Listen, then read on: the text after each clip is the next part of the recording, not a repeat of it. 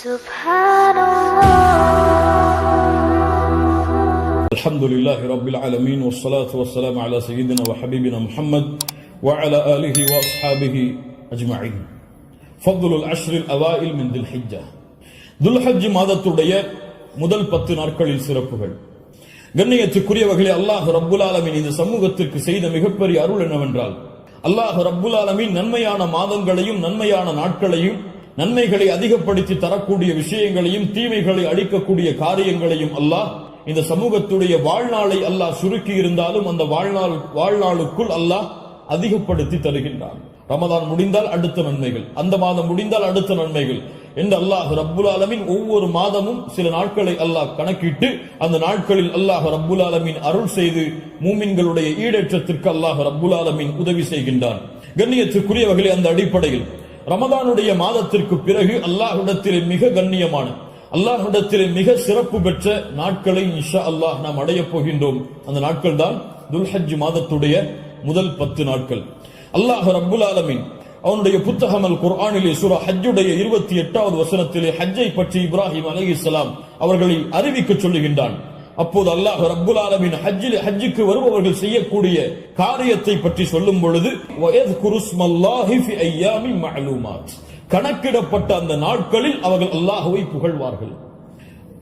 இமாம் இப்னு அப்பாஸ் ரலியல்லாஹு அன்ஹுமா கணக்கிடப்பட்ட நாட்களில் அல்லாஹ்வை புகழ்வார்கள் என்று அல்லாஹ் கூறுகிறானே, அந்த கணக்கிடப்பட்ட நாட்கள் எதுவென்றால் அய்யாமுல் அஷ்ர் அல் அவாயில் மின் துல் ஹிஜ்ஜா, துல் ஹஜ் மாதத்துடைய முதல் 10 நாளைத்தான் அல்லாஹ் இங்கே குறிப்பிடுகிறான் என்று இப்னு அப்பாஸ் ரலியல்லாஹு அன்ஹுமா அவர்கள் சொன்னார்கள். அல்லாஹ் ரப்புல் ஆலமீன் சூரத்துல் ஃபஜ்ரை ஆரம்பம் செய்கிறார், வல் ஃபஜ்ர் வ லயாலின் அஷ்ர்.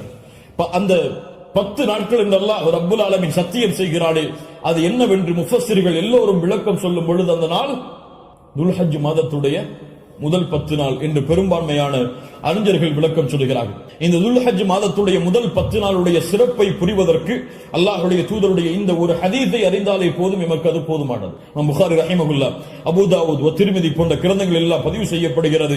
இப்னு அப்பாஸ் ரலியல்லாஹு அன்ஹு அவர்கள் கூறுவதாக, அல்லாஹ்வுடைய தூதர் ஸல்லல்லாஹு அலைஹி வஸல்லம் சொன்னார்கள், மா மின் அய்யாமின் அல் அமலு ஸாலிஹு ஃபீஹா அஹப்பு இலல்லாஹ் மின் ஹாதிஹில் அய்யாம், யானி அய்யாமுல் அஷ்ர். அல்லாஹு அக்பர். அல்லாஹ்விடத்திலே நல்ல அமல்கள் செய்வதற்கு மிக விருப்பமான நாட்கள் இந்த அய்யாமுல் அஷ்ர், துல் ஹஜ் மாதத்துடைய முதல் 10 நாட்களை போன்று வேறு எந்த நாளும் கிடையாது. ரமதானுடைய இறுதி இரவுகள் அல்லாஹ்விடத்திலே மிக உயர்ந்தது. அல்லாஹ்விடத்திலே மிக உயர்ந்த 10 நாட்கள் துல் ஹஜ் மாதத்துடைய 10 நாட்கள் தான். ரமதானுடைய இறுதி 10 இரவுகள் அல்லாஹ்விடத்திலே மிக உயர்ந்த அந்தஸ்துடையது. அதை விட ரமதானுடைய மாதத்திற்கு பிறகு துல் ஹஜ் மாதத்துடைய முதல் 10 நாட்கள் அல்லாஹ்விடத்திலே மிக உயர்ந்தது. இந்த ஹதீஸை சொன்னவுடன் சஹாபாக்கள் கேட்டார்கள், வலல் ஜிஹாது ஃபீ சபீலில்லாஹ், அல்லாஹ்வுடைய பாதையில் போராடுவதை விடவும் இந்த நாளிலே செய்யக்கூடிய அமல்கள் மிக உயர்ந்ததா? அல்லாஹ்வுடைய தூதர் ஸல்லல்லாஹு அலைஹி வஸல்லம் சொன்னார்கள், ஆம், வலல் ஜிஹாது ஃபீ சபீலில்லாஹ், அல்லாஹ்வுடைய பாதையில் போராடுவதை விடவும் இந்த நாளுடைய சிறப்பு மிக உயர்ந்தது. ஆனால் இல்லா ரஜுலுன் ஹரஜ பினஃப்ஸிஹி வ மாலிஹி ஃபலம் யர்ஜி' மின் ذلك பிஷை, 2 அமல்களை தவிர அல்லாஹ்வுடைய பாதையில் ஒருவன் போராடுகிறான், அந்த போராட்டத்தில் தன்னுடைய செல்வம் அனைத்தையும் அளிக்கிறான், தன்னையும் அழித்துக் கொள்கிறான், இந்த 2 அமல்களை தவிர. இந்த 2 அமல்களுக்கு எதுவும் ஈடாகாது. இந்த 2ஐ தவிர மற்ற இருக்கக்கூடிய அனைத்து அமல்களை விடவும் இந்த துல் ஹஜ் மாதத்துடைய முதல் 10 செய்யக்கூடிய அமல்களுடைய அந்தஸ்து உயர்ந்தது என்று அல்லாஹ்வுடைய தூதர் முஹம்மது ரசூலுல்லாஹ் ஸல்லல்லாஹு அலைஹி வஸல்லம் சொன்னார்கள். ஏன் இமாம் ஹாஃபிஸ் இப்னு ஹஜர் அல் அஸ்கலானி ரஹிமஹுல்லாஹ் அவர்கள் சொன்னார்கள், ஏன் இந்த 10 நாட்கள் சிறந்தது? அல்லாஹ் ரப்புல் ஆலமீன் அமல்களுடைய தாய்களை எல்லாம் இந்த நாட்களில் வைத்திருக்கிறான். வேறு எந்த நாட்களிலும் செய்ய முடியாத அமல்களை அல்லாஹ் இந்த நாளிலே வைத்திருக்கிறான். ஏன்?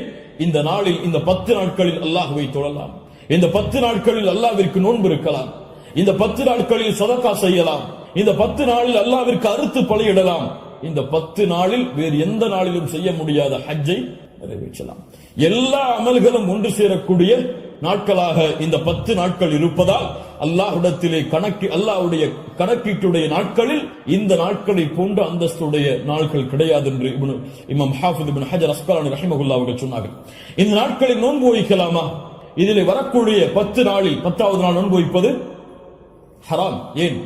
ஈதுடைய நாள். இந்த 10வது நாளை தவிர வரக்கூடிய 9 நாளும் நோன்பு வைப்பது சுன்னாவா? முஸ்லிம் ரஹிமஹுல்லாஹ் இல்மை தேடக்கூடிய மாணவர்கள் என்பதால் இந்த விளக்கங்களை கொடுக்கிறேன். முஸ்லிம் ரஹிமஹுல்லாஹ் அவர்கள் சொன்னார்கள், ஆயிஷா ரலியல்லாஹு அன்ஹா அவர்கள் கூறுவதாக, மா ரஅய்து ரசூலுல்லாஹி ஸல்லல்லாஹு அலைஹி வஸல்லம் ஸாயிமன் ஃபில் அஷ்ரி கத்து. கொஞ்சம் குழப்பமா இருக்கும், புரிய முயற்சி. அல்லாஹ்வுடைய தூதர் துல்ஹஜ் மாதத்துடைய முதல் 10 நாட்களும் ஒருபோதும் நோன்பு வைத்ததில்லை. யாருடைய அறிவிப்பு? ஹஃப்ஸா ரலியல்லாஹு அன்ஹா யார்? அல்லாஹ்வுடைய தூதருடைய மனைவிதான். நஸை போன்ற கிரந்தங்களில் சஹீஹான அறிவிப்பாக பதிவு செய்யப்படுகிறது, லம் யத ரசூலுல்லாஹி ஸல்லல்லாஹு அலைஹி வஸல்லம் ஸியாம திஸ்இல் ஹிஜ்ஜா. அல்லாஹ்வுடைய தூதர் ஸல்லல்லாஹு அலைஹி வஸல்லம் துல்ஹஜ் மாதத்துடைய முதல் 9 நாளும் எப்போதும் நோன்பை விட்டதில்லை. ஒரு ஹதீஸ் என்ன சொல்கிறது? இப்ப இரண்டுக்கும் முரண்பாடு வருகிறது. இரண்டையும் மறுத்து விடலாமா? உலமாக்கள் இரண்டையும் எப்படி சேர்த்து புரிவது என்பதை சொல்லுகிறார். இதான் ஃபஹ்மு ஃபில் இல்ம், இல்மை புரிந்து கொள்வதுடைய அடிப்படை. எப்படி இரண்டையும் சேர்த்து பார்ப்பது? ஆயிஷா ரலியல்லாஹு அன்ஹா என்ன சொல்கிறார்கள்? முதல் இரண்டு அடிப்படைகள் புரிவதில். முதல் அடிப்படை, ஆயிஷா ரலியல்லாஹு அன்ஹா என்ன சொல்கிறார்கள்? அல்லாஹ்வுடைய தூதர் 10 நாளும் துல்ஹஜ் மாதத்திலே நோன்பு வைத்ததில்லை. ஏன் 10 நாளும் ஒருவரால் நோன்பு வைக்க முடியாது? ஏன்? 10வது நாளில் ஈத் வருகிறது. அதனால் அல்லாஹ்வுடைய தூதர் 10 நாளும் என்று சேர்த்து சொல்கிறார்களே தவிர முதல் 9 நோன்பு வைக்கவில்லை என்று ஆயிஷா ரலியல்லாஹு அன்ஹா சொல்லவில்லை. 10 நாளும் சேர்த்து நோன்பு வைக்கவில்லை என்று ஆயிஷா ரலியல்லாஹு அன்ஹா சொல்கிறார்கள் என்று புரிந்தால் இது சிறந்தது. அப்படியும் இல்லை என்றால் ஹதீஸ் கலையிலே ஒரு சட்டம் இருக்கிறது, கவுலுல் முஸ்பித் முகத்தமுன் அலா கவுலின் நஃபி. மறுக்கக்கூடியவருடைய சொல்லை விட உறுதிப்படுத்தக்கூடியவருடைய சொல்லுக்கு பலம் அதிகம். மறுப்பவர் மறதியில் மறுக்கலாம், ஆனால் உறுதிப்படுத்துபவர் மறதியிலோ அல்லது இட்டுக்கட்டப்பட்ட நிலையிலோ உறுதிப்படுத்த மாட்டார். ஒன்று பார்க்காமல் இருக்கலாம், அல்லாஹ்வுடைய தூதருடைய வாழ்வில் அவர்கள் அதை பார்க்காமல் இருக்கலாம். அந்த நாளில் அல்லாஹ்வுடைய தூதர் ஆயிஷா ரலியல்லாஹு அன்ஹாவோடு இல்லாமல் இருந்திருக்கலாம். ஆனால் ஹஃப்ஸா ரலியல்லாஹு அன்ஹா உறுதிப்படுத்துகிறார்கள். உறுதிப்படுத்துபவர் மறதியில் உறுதிப்படுத்த முடியாது, உறுதிப்படுத்துபவர் பார்க்காமல் உறுதிப்படுத்த முடியாது. அதனால் இந்த சட்டத்தின் அடிப்படையிலும் அல்லாஹ்வுடைய தூதர் 9 நாள் நோன்பு வைத்தார்கள் என்ற ஹதீஸ் தான் உயர்ந்த தரமுடையது என்று ஹதீஸ் கலையுடைய அறிஞர்கள் விளக்கம் சொல்கிறார்கள். அதனால் சட்டம் என்னவென்றால் 9 நாளும் நோன்பு வைப்பது சுன்னா. யாருக்கு இயலுமோ யாருக்கு முடியுமோ அவர்கள் துல்ஹஜ் மாதத்துடைய முதல் 9 நாட்களும் நோன்பு வைப்பது சுன்னா. 10வது நாள் நோன்பு வைப்பது ஹராம். நோன்புடைய சிறப்புகளை பற்றி நமக்கு தெரியும். அல்லாஹ்வுடைய பாதையில் ஒருவர் அல்லாஹ்வுடைய முகத்தை நாடி ஒரு நாள் நோன்பு வைத்தால் பஅதல்லாஹு வஜ்ஹஹு அனின் நாரி 70 ஹரீஃபா. ஹரீஃபா என்றால் ஆம்.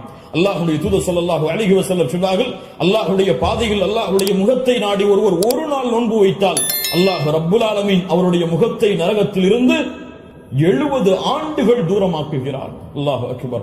அல்லாஹ் ரப்புல் ஆலமீன் அந்த பாக்கியத்தை நமக்கு கொடுப்பானாக.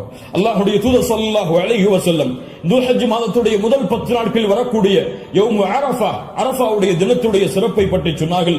மா மின் யௌமின் அக்ஸர மின் அய்யுஅதிகல்லாஹு ஃபீஹி அப்தன் மினன் நார் மின் யௌமி அரஃபா. அல்லாஹ் ரப்புல் ஆலமீன் அதிகமான நரக விடுதலையை கொடுக்கக்கூடிய நாள் அது அரஃபாவுடைய நாள் தான். அரஃபாவுடைய நாளில் அல்லாஹ் முதல் வானத்திற்கு வருகிறான். எப்படி வருகிறான்? ஏன் வருவான் தெரியாது. அல்லாஹ் வருவான். அவன் விரும்புகின்ற முறையில் அல்லாஹ் வருவான். என்ன செய்வான்? கேட்பான், மா இவர்கள் எதை விரும்புகிறார்கள்? மா அராத ஹாஉலா, இவர்கள் எதை விரும்புகிறார்கள்? வேறொரு ஹதீஸிலே அல்லாஹ் ரப்புல் ஆலமீன் அங்கே கூடியிருக்கக்கூடிய எல்லோருக்கும் அல்லாஹ் மன்னிப்பை வழங்குவான். அல்லாஹ் ரப்புல் ஆலமீன் அப்படிப்பட்ட மன்னிப்பாளர்களாக ஹஜ் செய்த நம்முடைய முஸ்லிம்களையும் மூமின்களையும் அல்லாஹ் ஆக்குவானாக. அல்லாஹ்வுடைய தூதர் ஸல்லல்லாஹு அலைஹி வஸல்லம் சொன்னார்கள், அரஃபாவுடைய அந்த இடத்தில் ஒன்று கூற முடியாத மூமின்களை, ஹஜ்ஜுக்கு செல்ல முடியாத மூமின்களுக்கு அல்லாஹ்வுடைய தூதர் சொன்னார்கள், சியாமு யௌமி அரஃபா, அரஃபாவுடைய நாளில் நோன்பு வைப்பது அவருடைய முன் சென்ற ஒரு வருடத்துடைய பாவத்திற்கும் பின் சென்ற ஒரு வருடத்துடைய பாவத்திற்கும் பாவ மன்னிப்பாக இருக்கும். அல்லாஹ் அக்பர். முன் சென்ற வருடத்துடைய ஒரு வருட பாவம் பின் சென்ற வருடத்துடைய ஒரு வருட பாவத்திற்கு மன்னிப்பாக அமையும் என்று அல்லாஹ்வுடைய தூதர் ஸல்லல்லாஹு அலைஹி வஸல்லம் சொன்னார்கள். அல்லாஹ்வுடைய தூதர் ஸல்லல்லாஹு அலைஹி வஸல்லம் சொன்னார்கள், அஃதலு துஆ துஆஉ யௌமி அரஃபா, துஆக்களில் மிக சிறந்தது அரஃபாவுடைய தினத்தில் கேட்கப்படும் துஆவாகும். அல்லாஹ்வுடைய தூதர் ஸல்லல்லாஹு அலைஹி வஸல்லம் சொல்லிவிட்டு சொன்னார்கள், நானும் எனக்கு முன்னால் சென்ற நபிமார்களும் கூறிய வார்த்தைகளில் மிக சிறந்தது எது? லா இலாஹ இல்லல்லாஹ் வஹ்தஹு லா ஷரீக லஹ். லா இலாஹ இல்லல்லாஹ் வஹ்தஹு லா ஷரீக லஹ். இதுதான் மிகச்சிறந்தது. அரஃபாவுடைய தினத்தில் கேட்கப்படக்கூடிய துஆ. கண்ணியத்துக்குரியவர்களே, இந்த 10 நாட்களில் அதிகமான அமல் செய்யக்கூடிய மூமின்களாக இருப்போம். இந்த 10 நாளை எப்படி கண்ணியப்படுத்த வேண்டுமோ அந்த கண்ணியப்படுத்தினால் அல்லாஹ் ரப்புல் ஆலமீன் இந்த நாட்களுக்குரிய கூலியை எமக்கு கொடுப்பான். இறுதியாக சுருக்கமாக கடமையுடைய ஒரு சிறிய சட்டம் என்னவென்றால், அல்லாஹ் ரப்புல் ஆலமீன் உதுஹியா என்றால் அல்லாஹுடைய பெயரை கொண்டு அல்லாஹுடைய முகத்தை நாடி ஒட்டகத்தையோ மாட்டையோ ஆட்டையோ யௌமுன் நஹர் யௌமுல் ஈத் அன்று அல்லது அய்யாமுத் தஷ்ரீக் அதற்கு தொடர்ந்து வரக்கூடிய 11, 12, 13 இந்த நாட்களில் அல்லாஹ்வை நெருங்குவதற்காக இந்த 3 விலங்கினங்களையும் அறுத்து பலியிடுதல் தான் உதுஹியா. அல்லாஹ் ரப்புல் ஆலமீன் கூறுகிறான், இன்னா அத்தைனாக அல் கௌசர். அல்லாஹ் ரப்புல் ஆலமீன் நபியே கௌசர் என்ற தடாகத்தை உமக்கு வழங்குகிறான். அதனால் ஃபஸல்லி லிரப்பிக வன்ஹர், அல்லாஹ்வை தொழு, அல்லாஹ்விற்கு அறுத்து பலியிடுங்கள். வன்ஹர் வஸ்பஹ், அல்லாஹ்விற்கு அறுத்து பலியிடுங்கள் என்று அல்லாஹ் ரப்புல் ஆலமீன் கட்டளையிடுகிறான். இந்த உதுஹியாவுடைய விஷயத்தில் உலமாக்கள் மத்தியிலே கருத்து வேறுபாடு இருக்கிறது. சில உலமாக்கள் சொல்கிறார்கள் உதுஹியா என்பது வாஜிப், அதை விட்டால் பாவம். உதுஹியா வாஜிப், அது விட்டால் பாவம். ஆனால் ஜும்ஹூர் அஹ்லுல் இல்ம் உலமாக்களுடைய ஒட்டுமொத்த கூட்டத்துடைய கருத்து என்னவென்றால், பெரும்பான்மையான உலமாக்களுடைய கூட்டத்துடைய கருத்து என்னவென்றால், உதுஹியா சுன்னah, விட்டால் மக்ரூஹ், விட்டால் வெறுக்கத்தக்கது. அல்லாஹ்வுடைய தூதர் தங்களுடைய இறுதி 10 ஆண்டுகளில் ஒருபோதும் உதுஹியாவை தாங்கள் கரத்தால் அறுப்பதை விடவில்லை. இது சுன்னah, ஆனால் விட்டால் பெரும்பாவம் கிடையாது, வெறுக்கத்தக்கது. கண்ணியத்துக்குரியவர்களை யாருக்கு அல்லாஹ் வசதி செய்திருக்கிறானோ அவர்கள் எவ்வளவு விலங்கு அந்த ஆடுகளையோ மாடுகளையோ ஒட்டகங்களையோ அறுத்து பலியிட முடியுமோ அவர்கள் அறுத்து பலியிடலாம். ஒருவருக்கு ஒரு ஆடுதான். ஒரு மாட்டை ஒருவர் முழுவதாக அறுப்பதற்கு அவருக்கு செல்வம் இருந்தால், வசதி இருந்தால் அறுக்கலாம். அல்லது அந்த மாட்டை 7 பேர் பங்கு கொள்ளலாம். ஒட்டகமாக இருந்தால் அவர்களும் அதில் 7 பேர் பங்கு கொள்ளலாம்.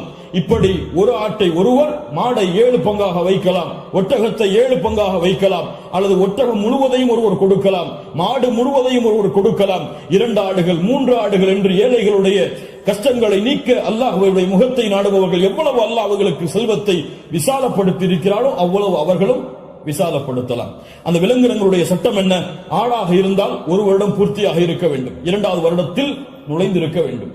மாடாக இருந்தால் 2 வருடங்கள் பூர்த்தியாக இருக்க வேண்டும், 3வது வருடத்தில் அது நுழைந்திருக்க வேண்டும்.